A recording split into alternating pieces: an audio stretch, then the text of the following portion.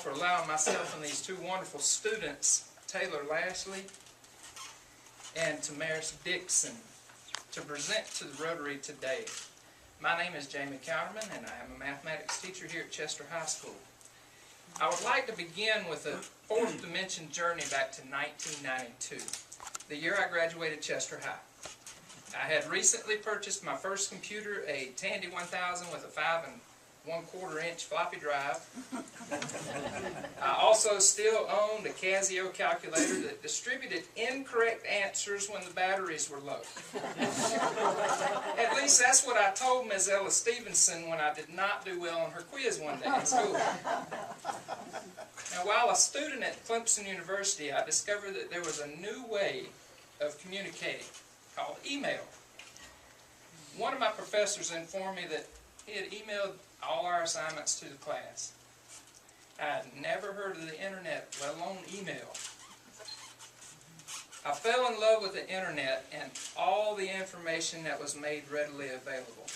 When I returned to Chester High in 2006, I was the proud owner of a laptop computer. All the classrooms were now equipped with one desktop computer that had internet access. We opened 2 computer labs where teachers could take the students to work on technology-based lessons. The computer labs were flooded with requests from teachers.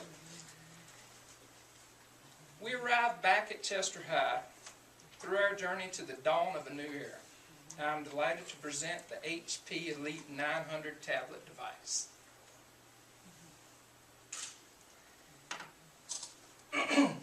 Is shortly being delivered to all of our high school students.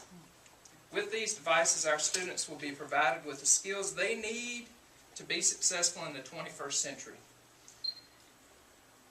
This technology is not a replacement for quality teaching. It is simply an enhancement to our current curriculum.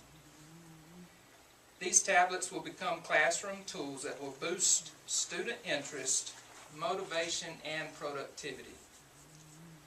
One of the uses of the tablet is helping our students become global learners.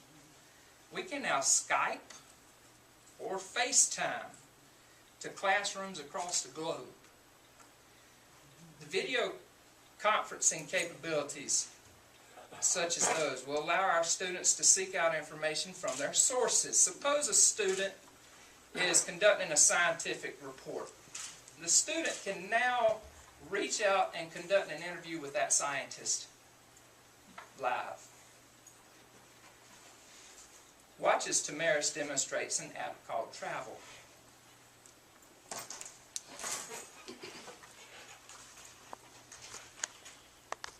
You'll notice how he is able to go and visit. Where are you going to go? There we go. Destinations near your location. We're going to start there. All these places very close and near to Chester. Go ahead, sir. In Greenville, South Carolina, one of the options we want to show you is the panoramic views. Go ahead, sir. One of the great things about the travel app, you find out what it's like to truly be there while sitting in Chester. Now, Taylor would demonstrate an app that allows her to view an image, telling her what the image is in English as well as the language she has chosen to translate it. Now, to do this, Tamaris is going to bring up an article online. And it's in English.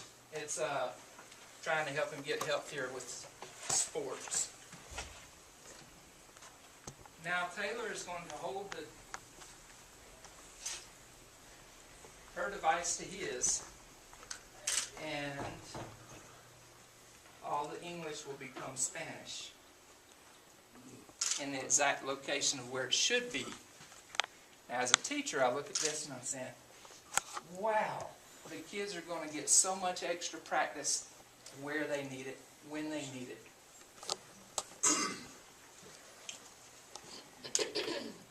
A second use of the tablet is making every instructional minute count. You may remember your days as a student. Possibly you had time to wait in class while the teacher reviewed a lesson that you were very familiar with. Or you happened to get sick and miss a few days, and you came back feeling a little bit lost. Taylor's going to demonstrate a few things that you could have done if you were that student who was ahead of everyone else. One of those is Khan Academy. Khan Academy is a great place to extend your knowledge. She's heading into calculus over a lesson possibly that she was working on today. And with this video, kind of looks like a roller coaster. At least that's the way it was explained to me my first year at Clemson University. The professor is going to go through and talk about the exact same thing that she would have learned in class, allowing her to review over the material. One of the small features of Khan Academy. You could have read a book from free ebooks.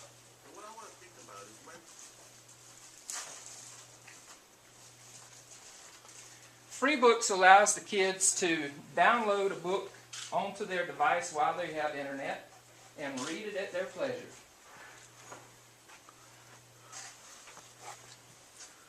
The red bag. How long would that take to download a book? I believe this morning, how long? 2 or 3 seconds with our broadband network here. Yes, sir. All depends on the speed of the internet connection. Might have that much long. She'll read it that fast. Or you could have gone to a website just out of curiosity, such as how stuff works.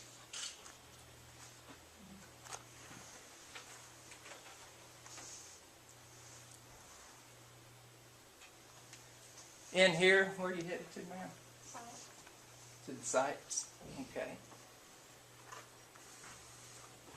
The environmental science. I hope this never comes true. Could we build a dinosaur from the embryo of its fossil? Just curiosity. Show them my favorite, please. The glow-in-the-dark. I love the glow-in-the-dark when she showed me this one this morning. How nice would it be to not have to pay for electricity? Use the plants.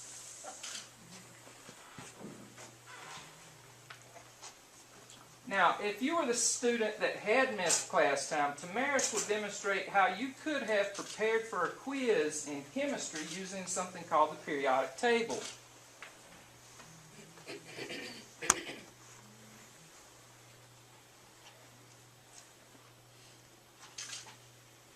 When you click on an element, you can scroll through, seeing vast arrays of information about that particular compound, or go onto different websites as well. One of Tamaris' favorite ones that they've been playing around with this morning, setting it up just right, is My Study Life, helping them become organized.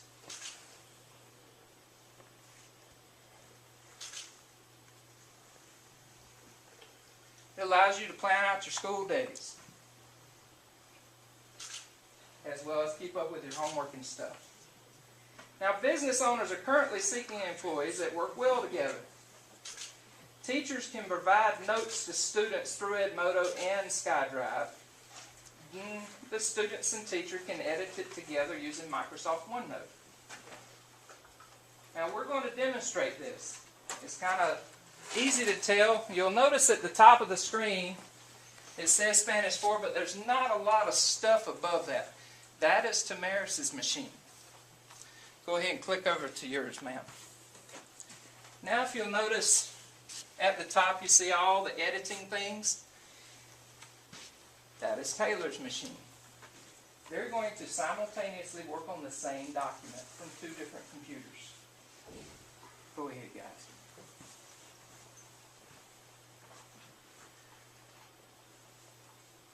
So Taylor is typing.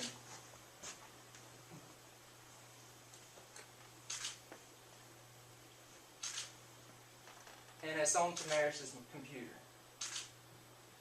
Now, it's a little bit of lag time, but not much. This does not work as well with Microsoft Works and Word, but with OneNote, that is outstanding. To be able to collaborate instantly. I was absent from school. My partner's here at school. We can still talk about the lesson. Wonderful. Students will be able to create original content using the tablets as a process of project-based learning. The devices come equipped with Microsoft Word, Excel, and PowerPoint. Chester is on the cusp of thriving in the 21st century. Technology is being placed in the hands of the greatest teachers of its usefulness, the students. They're the best teachers around. The blue-collar workforce in Chester will become transformed as we prepare our students to compete in a service-based job market. Chester will soon become a center of coordination and control, joining many places throughout the United States that have already begun this transition as hubs of information. Our students are being encouraged to share their devices with their entire household. Not only will our students become global learners that collaborate well together as they take ownership of their educations, but they will pass this on to all the immediate family members. You are witnessing the transformation of Chester. Thank you, Rotary Club, for allowing us to present the new HP Elite tablets.